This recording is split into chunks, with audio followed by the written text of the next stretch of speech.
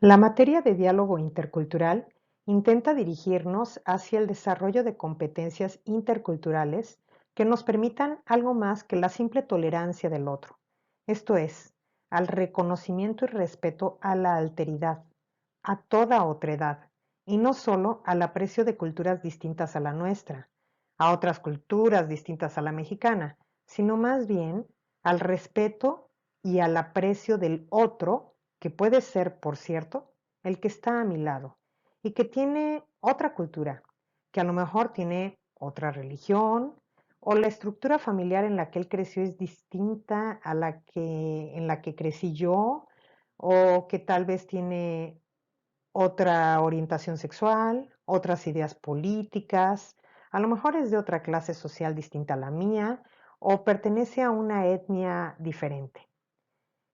Entre esas competencias interculturales se encuentra la empatía y ella, a su vez, genera el altruismo y, por supuesto, la generosidad hacia los demás. Y es precisamente el tema que vamos a tratar. Pero para poder entender bien hay que analizar algunas teorías que existen sobre cómo se da el altruismo en el ser humano. Escuchen estas historias. La primera es la historia de una niña de 15 años que se llamaba Sylvia Likens. Ella tenía dos hermanos más grandes que eran mellizos y dos hermanos más chicos que también eran mellizos. Sus papás eran muy pobres y viajaban mucho, así que se les hacía difícil cuidar a sus 5 hijos. Un día, la mamá de Silvia conoció en la iglesia a una mujer que se llamaba Gertrude Branisevsky y que tenía 7 hijos. Se hicieron amigas y la mamá de Silvia le pidió que le hiciera el favor de cuidar a dos de sus hijos por $20 a la semana y Gertrude aceptó. Así que Silvia y Jennifer fueron dejadas al cuidado de Gertrude. Jennifer era una de las mellizas más chicas y padecía poliomielitis. Al principio todo quedó muy bien. Gertrude cuidó una semana de las niñas, pero el día que tenía que llegar el dinero por correo no llegó, así que se enojó muchísimo y las empezó a golpear. Entonces Silvia le dijo a Gertrude que no le pegara a su hermana chiquita porque tenía poliomielitis y que solo le pegara a ella. Así que Gertrude le hizo caso y la golpeó muchísimo más fuerte.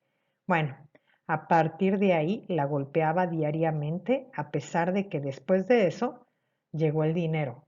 De todas formas, Gertrude seguía golpeando a Silvia. Y no solo eso, sino que sus 7 hijos empezaron a pegarle también. Llegó un momento en que los amigos de sus hijos iban a la casa de Gertrude también a violentar a Silvia. Un chico se divertía lanzando a Silvia hacia el sótano para ver si atinaba a caer sobre un colchón, aunque obviamente a veces fallaba. Algunos gustaban de quemarla con cigarros, otros le pegaban con palos, la metían en agua excesivamente caliente. En fin, diariamente se reunían a lastimarla hasta que después de 4 meses murió.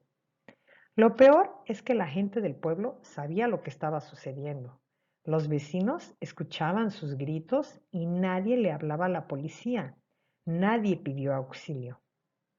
La pregunta obligada es, ¿y si yo hubiera sido uno de esos vecinos que escuchaba los gritos de Silvia, no le hubiera hablado yo a la patrulla? El 13 de marzo de 1964, Kitty Genovese fue atacada por un violador que blandía un cuchillo cuando regresaba a su departamento en Queens, Nueva York, a las 3 de la mañana. Sus gritos de terror y súplicas de ayuda despertaron a 38 de sus vecinos. Muchos de ellos se asomaron a sus ventanas y observaron mientras ella, durante 35 minutos, luchaba por escapar de su atacante. No fue sino hasta después de que su atacante se marchó que alguien siquiera llamó a la policía. Poco después, ella murió. Este ejemplo, los psicólogos lo han utilizado para llamar al efecto espectador, también síndrome genovés. Es cuando podemos observar que algo malo está sucediendo y no hacemos nada por ayudar. Igual que el caso de Silvia. Y otra vez la pregunta es, si yo hubiera sido uno de esos espectadores que vio cómo el violador apuñalaba a la chica, ¿no le hubiera hablado a la patrulla? Andrew Mormill fue apuñalado en el estómago mientras viajaba en el metro rumbo a su casa. Después de que sus atacantes abandonaron el vagón, otros 11 pasajeros observaron al joven desangrarse hasta morir y nadie lo ayudó. Una telefonista de 18 años de edad que trabajaba sola es asaltada sexualmente.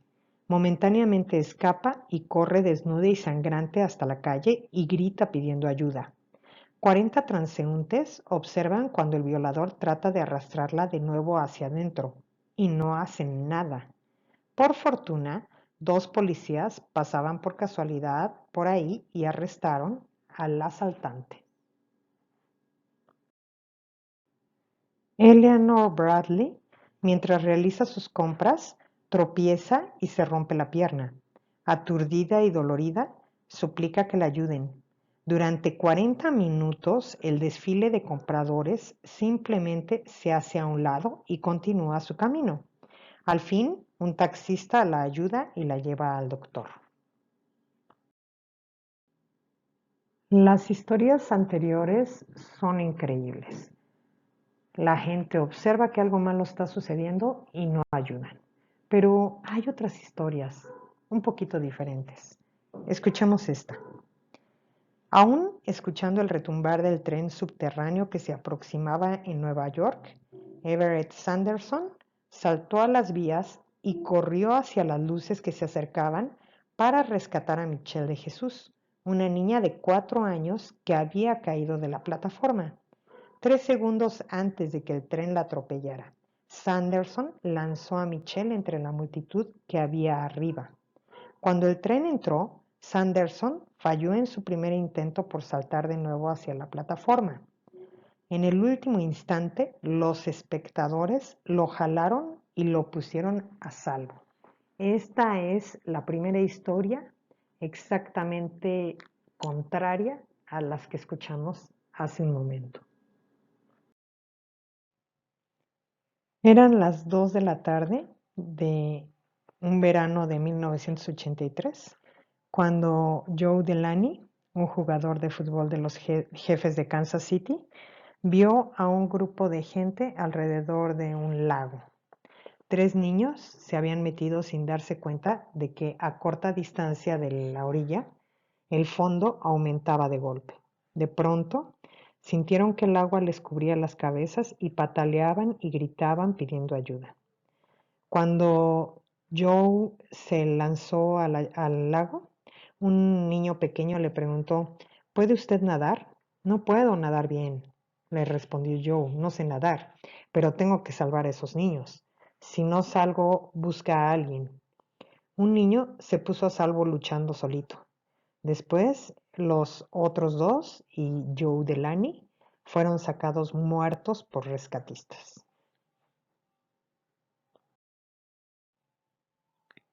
En una colina en Jerusalén, 800 árboles forman una línea, la Avenida de los Justos. Debajo de cada árbol hay una placa con el nombre de un cristiano europeo, quien durante el Holocausto nazi dio refugio a uno o a más judíos. Estos gentiles justos sabían que si los refugiados eran descubiertos, la policía nazi ordenaba que tanto el anfitrión como el refugiado sufrieran un destino común. Muchos murieron. Entonces, la duda que nos queda es, ¿por qué a veces la gente ayuda, aunque sean casos muy arriesgados y con peligro de perder la vida? ¿Y por qué en otros casos la gente no ayuda, ni siquiera le habla a la patrulla o a una ambulancia? Y la siguiente pregunta es, si nosotros estuviéramos en esos casos, ¿actuaríamos diferente? Y la respuesta lógica sería no. Actuaríamos exactamente igual. No ayudaríamos, fingiríamos que no pasa nada. O bien, seríamos capaces de saltar a las vías del metro a salvar a una niñita de 4 años que cayó. Para explicar esto, existen tres teorías, una a nivel sociológico, una psicológico y otra biológico. La primera explicación, a nivel sociológico, habla de dos tipos de normas que nos permiten ser altruistas y ayudar a los demás. Una de ellas es la norma de reciprocidad. Esta consiste en que a veces ayudamos a la gente porque sabemos que nos van a poder devolver el favor. Por ejemplo, si alguien en el salón me dice que perdió su cartera, que no la encuentra, que le preste 100 pesos porque no tiene dinero para regresar a su casa, pues probablemente yo se los preste, porque es una persona que conozco, porque sé que en cualquier otro momento me va a poder ayudar si yo lo necesito, y se lo presto. Pero si voy caminando por la calle y un señor que no conozco se acerca y me dice que acaba de perder su cartera, que si le presto 100 pesos, pues probablemente le diga que no tengo dinero, porque sé que jamás me va a regresar el favor. Entonces, a veces ayudamos cuando sabemos que nos van a poder devolver ese favor. Esta es una explicación de por qué la gente a veces ayuda. La otra norma, también a nivel sociológico, es la norma de la responsabilidad social. Esta norma explica que cuando yo considero que el otro que está sufriendo y que le está pasando algo no tiene la forma de salir de ese problema a menos que yo lo ayude, porque a lo mejor es un niño o una persona discapacitada, probablemente lo ayude. Este es el caso de la niñita de 4 años que cae en las vías del metro y un señor se lanza a rescatarla. Cuando entrevistaron al rescatador, le preguntaron por qué había hecho eso, sabiendo que era muy arriesgado y que podía perder la vida. Él dijo que si él no se lanzaba, nadie lo hubiera hecho y la niña hubiera muerto. Y que él prefería, en todo caso, morir que haber visto cómo la niña moría y tener que vivir toda su vida con ese remordimiento. Por eso lo hizo. También aplica esta norma en el caso del jugador de Kansas City, Joe Delaney, que se lanza al lago a rescatar a los niños, aún sabiendo que él no sabe nadar. Y como era el único adulto, pues se lanza, porque él se considera responsable de los niños. Ellos solitos no se podrían haber rescatado a sí mismos. Y bueno, en ese caso la pena es que el jugador también falleció. La segunda teoría, que sería a nivel psicológico, explica que cuando se nos presenta una situación extraordinaria, a veces ayudamos por recibir alguna recompensa externa. Por ejemplo, si vas a recibir dinero. O, por ejemplo, cuando haces una donación de sangre a la Cruz Roja, te dan un gansito, un pingüino o un jugo. Entonces, a lo mejor piensas, pues está bien, ayudo y de una vez me dan un pastelito de esos que tanto me gustan, y por eso lo hago.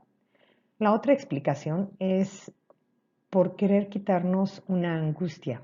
Cuando estamos viendo que otra persona está sufriendo, al mismo tiempo nosotros estamos sufriendo y a veces lo ayudamos no tanto por la otra persona, sino para quitarnos nosotros mismos ese sufrimiento. Y por último, la tercera explicación, la del nivel biológico, dice que entre los animales hay una norma de reciprocidad, pero no es la misma norma que a nivel sociológico, sino que entre los animales se suelen ayudar si son animales de la misma especie. Por ejemplo, un murciélago vampiro es capaz de regurgitar su comida para dar de comer a otro murciélago vampiro que se está muriendo de hambre. Sin embargo, este murciélago vampiro no daría de comer a otro murciélago de otra especie, solo a los murciélagos vampiro. Y como los seres humanos somos animales, bueno, pues, esta explicación dice que las personas pues actuamos de la misma forma, ayudamos a los de nuestra propia especie. La otra explicación es la de la selección de parientes, también a nivel biológico. Esta dice que cuando algo sucede, a quienes yo intentaré ayudar en primer lugar será a mis parientes más cercanos. Por ejemplo, si hay un terremoto en la ciudad y yo voy caminando en la calle, pues no me voy a poner a ayudar a la gente del edificio que está justo a mi lado. sino que probablemente vaya a mi casa a ver si mis hijos están bien. Y si se cayó mi casa, entonces los voy a tratar de rescatar a ellos primero. Y una vez que lo logre, entonces voy a ayudar a lo mejor a mis hermanos y después a mis vecinos y amigos, etcétera. Voy ayudando como en círculos concéntricos, pero en primer lugar selecciono a mis parientes más cercanos. En fin, todas estas teorías nos intentan dar explicación de por qué somos altruistas. Hasta este momento, ninguna de ellas nos explica por qué a veces la gente no ayuda. Y bien, para poder explicar por qué a veces la gente no ayuda, nos auxiliamos del árbol de decisión de Latané y Darley que dice así. Cuando hay un incidente, del 100% de personas que observan ese incidente, solo la mitad más o menos va a interpretar que realmente es algo malo lo que está sucediendo, que es una emergencia. Piénsalo así. Cuando tú escuchas gritos en la calle, probablemente pienses que son tus vecinos que salieron a jugar o que es el matrimonio que vive al lado tuyo que se están peleando, pero difícilmente vas a pensar que es una mujer a la que están apuñalando y que están violando o que están secuestrando a una persona. Es decir, generalmente tendemos a pensar que es gente que se está divirtiendo y que no pasa nada, o que se están peleando, pero tampoco va a pasar a mayores. Así que podríamos decir que solo el 50% de la gente que observa un incidente lo interpreta como emergencia. De ese 50% que quedó, solo la mitad de ellos van a asumir la responsabilidad y pensar que deben hacer algo, pero que piensen que deben hacer algo no quiere decir que necesariamente lo hagan. El ejemplo de esto podría ser cuando vemos a una persona que atropellan. Se reúne mucha gente a su alrededor y todo el mundo está observando. Sin embargo, a pesar de que saben que son responsables, no todo el mundo ayuda, porque generalmente uno piensa, bueno, pues yo acabo de llegar, seguramente ya alguien le habló a la ambulancia. Y el otro, que está a mi lado, está pensando exactamente lo mismo que yo. Y así todos estamos pensando que alguien ya le habló a la ambulancia y en realidad nadie lo ha hecho. Por último, de ese 50% que queda, ahora solo la mitad de ellos, o sea, el 50% de ese otro 50%, va a tomar la decisión de ayudar. Es decir, a lo mejor son los que le hablan a la patrulla o los que salen y se enfrentan a la situación y ayudan a la persona que está en problemas. Pero ya para entonces, en realidad, es muy poca gente la que lo hace. Con este árbol de decisión podríamos explicar los casos de Silvia Genovés, a quien están violando y apuñalando y los vecinos se asoman y solamente alguien le habla a la patrulla demasiado tarde, o el caso de Silvia Likens, que a pesar de que la gente del pueblo sabía lo que pasaba, era algo así como, bueno, pues ya alguien avisará a la autoridad y nadie lo hacía. Además, hay que hacer otra acotación.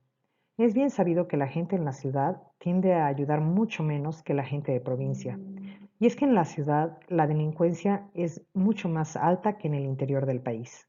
Así que si alguien nos pide ayuda, probablemente pensemos que nos quieren asaltar o que nos van a hacer algo. Si yo voy caminando por la calle y me encuentro a una mujer que está tirada en el piso diciendo que tiene la pierna rota, pues probablemente me siga de largo. Y no porque no la quiera ayudar, sino porque piense que es una treta y que si me detengo a ayudarla van a llegar unos asaltantes y me van a robar. Así que las personas en la ciudad nos hemos vuelto poco altruistas. Y es que es tan grave la delincuencia en las ciudades que nos hemos verdaderamente acostumbrado a no ayudar por el temor de que al hacerlo nos vaya a pasar a nosotros algo malo. Por ejemplo, si vas viajando en el metro y ves que están asaltando a alguien o que le clavan un puñal, pues difícilmente te vas a poner a intervenir porque corres el riesgo de que a ti también te hagan algo. Es el caso de Andrew Mormill, el joven que iba en el metro y que 11 pasajeros iban en el mismo vagón, vieron cómo lo apuñalaban y nadie hizo nada. Probablemente nosotros en esa situación haríamos exactamente lo mismo. Difícilmente nos vamos a confrontar con una persona que trae un cuchillo para decirle que no mate a alguien. Ajá, entonces, vemos que asaltan a la gente, vemos que le roban y simplemente mejor nos volteamos y nos evitamos problemas. Y por último, digamos que también donde hay más concentración de población, como en el caso de las ciudades, a veces suceden cosas que pareciera que todo el mundo ve, pero en que en realidad no las vemos. Si tú vas caminando en el andén del metro y está lleno de gente, si alguien se cae o a alguien le pasa algo, difícilmente lo puedes ver porque hay otra espalda que va caminando justo delante de ti. Lo único que logras ver son espaldas delante de ti y no puedes ver a la persona que se cayó. Entonces, no es que no quieras ayudar, simplemente no lo ves. A pesar de que hay cientos de personas rodeando a alguien lastimado, a veces nadie lo ve.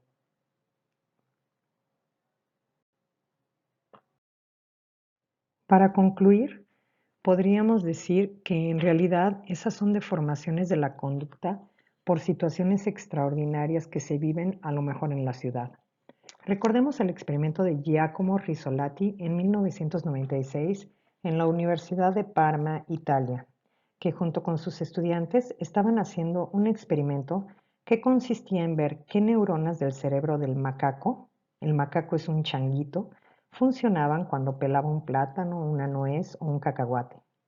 Entonces, el experimento consistía en colocar electrodos en la cabeza del macaco y a través de una computadora ver qué región del cerebro se iluminaba cada vez que el macaco pelaba algo.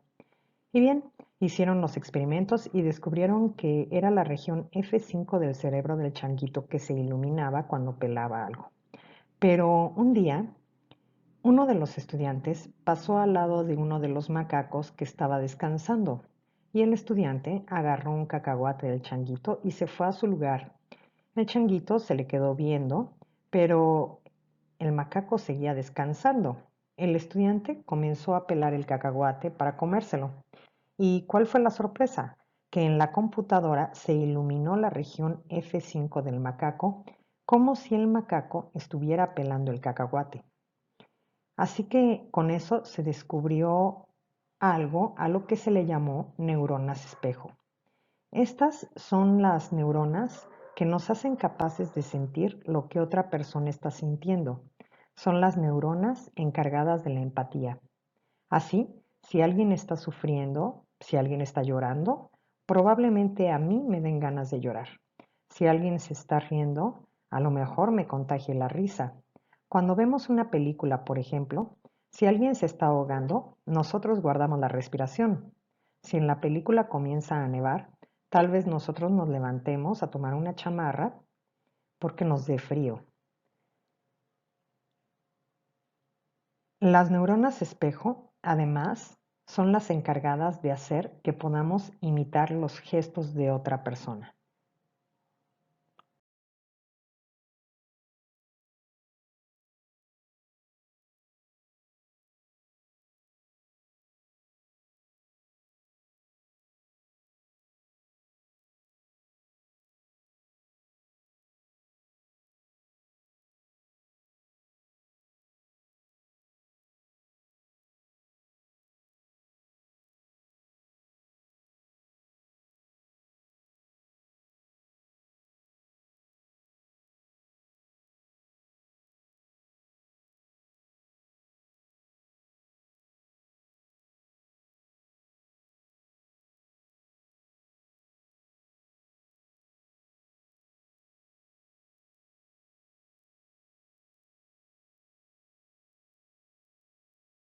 En esta imagen podemos apreciar cómo uno de los investigadores está sacando la lengua a un macaco y cómo la reacción del macaco es sacar la lengua al investigador, es decir, imita el gesto del investigador. Y esto es gracias a las neuronas espejo.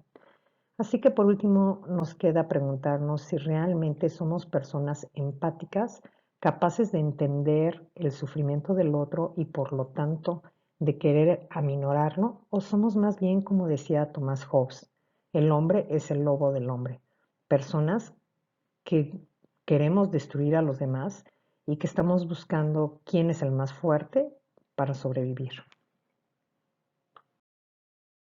Si realmente somos seres empáticos, capaces de ayudar a los otros, de ser altruista, entonces debemos de reconocer la misma dignidad para todo ser humano, sin distinción de razas o clases sociales,